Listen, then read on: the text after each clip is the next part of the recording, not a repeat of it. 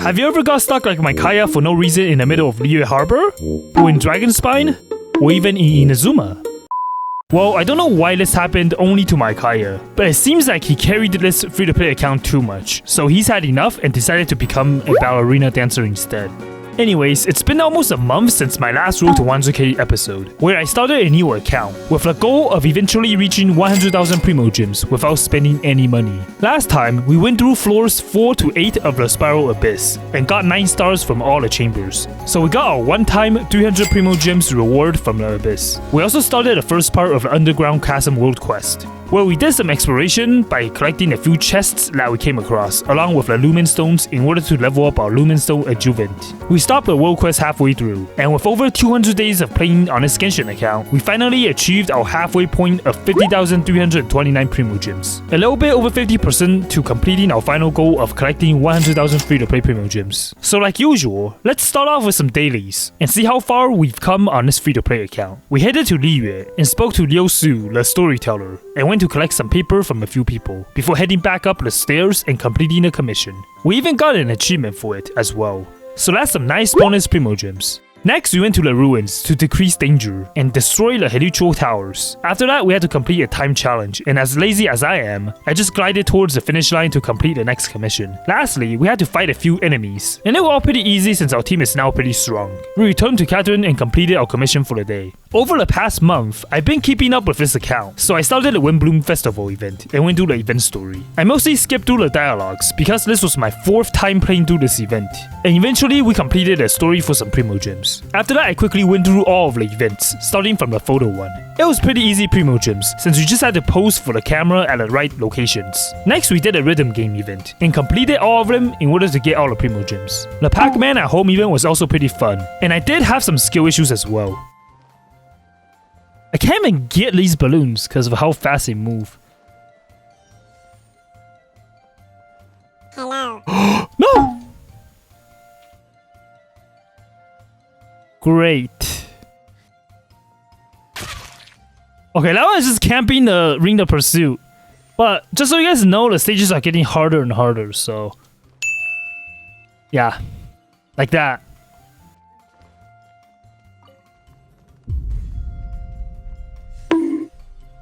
Okay, that slime balloon just spawned. That's how I lost my heart. The event was overall pretty fun, and we got a decent amount of Primo Gems from it. Alright, with one of the version 3.5 events out of the way, we returned to the Chasm to complete the world quest. Chasm is not really that bad. And in the end, he just beat up his ruined snake. We had to look for 2 keys in order to open a gate to get into the storage room. We found the first key by breaking a vase on top of this barrel thing. The second one was located near some treasure hoarders. We broke the wall and found a key right behind it. We even got a luxurious chest afterwards as well. So we got to the storage room to obtain a cannonball and said hello to the Geo Slimes. Can I just ignore these guys? Like, I don't want to fight this at all. Okay. I want nothing to do with that. Geo Slime. We talked to Klectofo back at the camp and crafted a few oil. After that, we had to break up a fight and solve this light puzzle, where we had to change each of the lamp's frequencies. After completing the puzzle, we were able to load the cannonball into the cannon and use the cannon to destroy the wall that was blocking the path. We went further in and unlocked a teleport waypoint, and had to activate 3 mechanisms in order to continue. After unlocking the final mechanism, we had to defeat an Abyss Herald. Luckily with our team, we were able to both freeze him and eventually finish his show-off of Kaya and Traveler. We continued forward and defeated a Knight here. After that, we had to complete this puzzle by hitting the mechanism with our normal attack. And we summoned some enemies. The fight was pretty easy, since we could just freeze all the enemies. Next, we had to ring the bells for the quest. On our way to ring the second bell, there was this CD puzzle that got me a little bit confused. I know you had to park the Sealies at one place and you stand somewhere yourself. Nope. Wait, what? The Sealy... what? Alright. Now they're stuck together, so I had to force it... okay. Whatever. I made a mistake. So I need to light up all of these torches or something. I don't want to move the Sealies around. Okay, I think we're good now. No, don't... Stop going away! Alright, I messed up again. I think I know where to stand, but now I'm like... Seriously? Oh, okay. I only touched one CD, that's good. I'm gonna try not to... touch the other one. Okay. Now we're good. I just need to stand here and then... let the CD go over there. Hello? Move. Okay. Took me a while, but we did it. After solving the CD puzzle, we had to defeat this giant Ruin Grader enemy, and we were able to ring the final bell. We approached the dark fog in the chasm and had to fight the 2 abyss lectors. Okay. Apparently there's 2 dudes just standing there. And... now I have to fight them. I don't have a healer, so hopefully I don't die. Good luck. Oh. Give me my burst, please, so I can just burst all of them down. Thanks. I can freeze them as well, right? Okay, yes, I can. Stop. Okay, now they sucked my burst away. That's bad. Fighting both of them at the same time was a little bit tricky, since I didn't have my burst up. Luckily, my characters were able to take both of them down, because Hyper Bloom is OP. Okay, 1 down. 2 down, alright. Just gotta stay kind of far away. After that, we had to break both of their shields to take the Abyss Lectors down. But they seem harder now that they both have their shields up. Whoa. Chill. Ow, no. I don't want to die. Maybe I needed Barbara here. Yeah, that would have been smart. I think I made a mistake here. We didn't bring Barbara, so we had to rely on Xingqiu for his heals, which was a little bit scary. And since we didn't build him with HP, he doesn't heal as much. Okay, I got healed. 2000 HP heal. Cool. With a bit of running around, we were able to defeat both of the enemies here. Before we move on, I leveled up my Lumen Stone Adjuvant level to 5 and got some Adventure EXP. Lastly, we arrived at our final destination, where we had to purify each of the 5 large crystals. We had to defeat a few enemies first before we could purify the crystals, with an Abyss Herald at the end. After that, we had to fight the giant metal snake boss, and it was not really that hard, just a little bit annoying since the boss moves around a lot. We were eventually able to deal the final blow, and Yelan finished it off by stealing the kill. To finish the quest, we returned to the upper chasm and talked to Mooning, and got our Primo Gems for completing the quest. There was also another event in 3.5 that we had to complete, which was the Vibro Crystal event. The event required us to use 2 teams for each half, similar to the Spiral Abyss, but we were allowed to use some trial characters, so it made the event pretty easy. After finishing the event, we obtained all the rewards and got all the event Primo Gems. Since we finished Abyss up to floor 8 last time, let's try out some of the later stages, and hopefully we'll be able to clear some of them. Before that though, my Kaya actually got stuck randomly in the middle of Liyue, and I did not even know how that happened. But the first thing I wanted to do was to take some pictures of it, because it was pretty cool. So make sure I'm recording, good. Oh, zoomed in a little bit too close. I was actually stuck for a good few minutes until I decided to teleport away. So in the Abyss, I split my team up into 2 and entered floor 9. The first chamber had a bunch of fungi enemies that were there. Without an animal character, we couldn't really group up the enemies, but we were still able to defeat them one by one. In the second half, they were mostly Eremites enemies. Since it was still floor 9, the enemies weren't as tough as I thought, so we were able to get through the first chamber pretty easily. The second chamber consists of mostly Helichos, but like the previous chamber, we just took care of the enemies by dealing with each wave one at a time. The second half was a breeze. With our Colley's burst, we were able to deal with the first few slime enemies pretty easily, and went on to break the Hydro Abyss Mage's shields. Since we had Kaya with us, we got through this chamber without much trouble as well. The third chamber was pretty similar to the first chamber, with the fungi enemies, so we got through it pretty quickly. The second chamber was the easiest because there were only 3 enemies. Okay, this is the second half, so I can just unleash my burst. And hopefully clear this fast since I have a 7-minute time limit. Okay.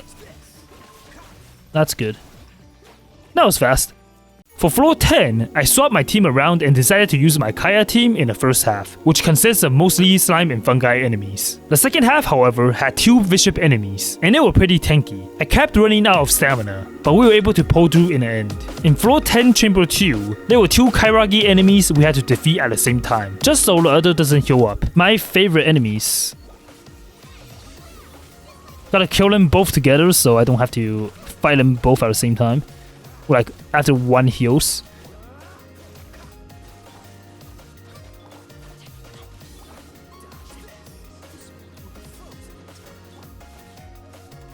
No, don't heal, please. Don't heal. Let me kill you. Alright, good. Alright, now I'm safe, so I can chill a little bit. After taking care of the 2 enemies, the Eremites were pretty easy. The second half had 2 enemies, and our Xiangling was able to take care of them both. In the final chamber, we released all of our characters' bursts to deal pretty good damage. Our Dory was able to keep everyone alive, and Hyper Boom basically carried us through the first half. In the second half, there were a few Fatui enemies that were pretty annoying, and our team struggled against them a lot. Our skill cooldown became pretty long because of the Mirror Maiden. And this was a big issue because our characters rely on our skills for the most of the battle. Okay, my global is almost back again, so... Stop. What? I'm dead! I struggled for a while, before finally giving up in the end. Please? Please? Okay, I don't think I can win this. Alright, I'm done with that. After that, we headed into co-op, where we farmed for some weekly boss materials, and used our residence with the help of you guys that joined my Twitch stream. We first went into the Azdaha domain, and had a pretty long and grueling fight. Without any shield characters, this boss was a pain. Oh, no! What? But luckily, both of our healers were able to carry this domain in the end. Did we win? Great. I carried. Next, we went to farm the Desert Artifact domain for the Flower of Paradise artifact set. Since I'm building a Hyper Boom team, farming this artifact will make my reaction damage even higher, and co-oping in this domain was a huge help since it was pretty hard for me to solo. Unfortunately, we didn't get anything good this time around, but hopefully RNG will be good for me in the future. Since I haven't completed a Sumeru Archon quest yet, I joined one of my co-op teammates' world to do the Shoki no Kami weekly boss for an important drop that I will need for my account. This domain was pretty simple, so with the help of co-op, we were able to complete it pretty easily. Again, thanks to everyone that assisted me in the domains. And if you ever want to join me in one of these videos, I stream this Road to 100k series on Twitch live every week, so make sure to follow my Twitch channel and join me when I'm live. Alright, since it's been a while, let's test out how fast our characters can clear a domain by ourselves now, with our best reaction team.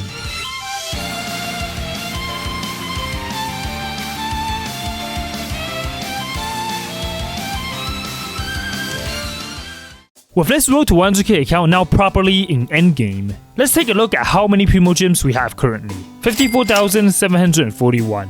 So we're just a little bit over 54% of the way to our final goal of collecting 100,000 free-to-play Primogems. So the reason why I farmed the Scaramouche domain was because I wanted this Midlander sword billet, so I could forge a sapwood blade for my Denzo Traveler. This sword will be really helpful for us because of the substats and passive, and you guys also suggested this, so I'll definitely try getting one for her. Also, special shoutouts to everyone that commented in my last video with the team comps and general tips. And if you guys have any other ideas that you have that might help out with this series, make sure to comment your tips and I'll check them out and showcase them in the next video. So now I'm kinda regretting not farming Primogems as much on this account. In case you haven't heard, I made a bet with you guys, saying if I don't reach my end goal of 100,000 free-to-play Primogems on this account, by the time I hit 150k subscribers, I'll have to whale 100,000 Primogems for real on another account, just so I can keep this account free-to-play. I had over 6 months to farm, but I got too lazy, so I mostly just completed events and dailies, so now my wallet might suffer because of it. Also, my Discord just reached 5,000 members, and you have 2 days from the publication of this video to claim a limited time role from my Discord, and after that, it'll be gone forever. So make sure to join my Discord if you haven't already. And hey, if you want to see me whale or watch more Genshin content like these, make sure to subscribe and I'll see you in the next one.